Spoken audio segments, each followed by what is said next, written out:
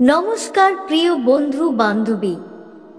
কালো বিড়াল পথ কাটলে দাঁড়িয়ে পড়েন, শুভ নাকি অশুভ? জানেন কিসের ইঙ্গিত? কি বলছে বাস্তুশাস্ত্র? এক রাস্তা দিয়ে আচমকা কালো বিড়াল হেঁটে গেলে অনেকেই দাঁড়িয়ে পড়েন। আপনিও কি তেমন করেন? হঠাৎ করে বিড়াল হেঁটে যাওয়া শুভ না অশুভতা নিয়ে অনেকেই চিন্তিত।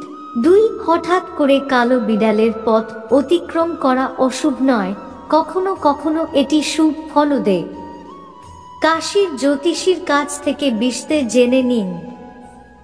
৩, জ্যোতিষী পণ্ডিত সঞ্জয় উপাধ্যায় বলেন, বিড়াল, গরু এবং কাক আমাদের ভবিষ্যতের ইঙ্গিত দেয়। শগুন শাস্ত্রে এর উল্লেখ আছে। জ্যোতিষ শাস্ত্র অনুযায়ী দেখা যায়, ৯টি গ্রহের মধ্যে রাহু গ্রহের প্রভাবে বিড়াল এমতাবস্থায় এর পথ অতিক্রম করলে দিক ও সময় অনুযায়ী বিভিন্ন ফল পাওয়া যায়।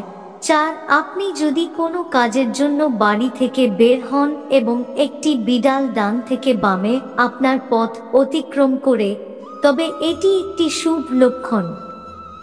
এই পরিস্থিতিতে আপনার থেমে যাওয়া বা অপেক্ষা করা উচিত নয়, কারণ একটি বিড়াল ডান থেকে বামে পথ অতিক্রম করার ইঙ্গিত দেয় যে আপনি যে কাজের জন্য বাড়ি থেকে যাচ্ছেন তাতে আপনি অবশ্যই সাফল্য পাবেন।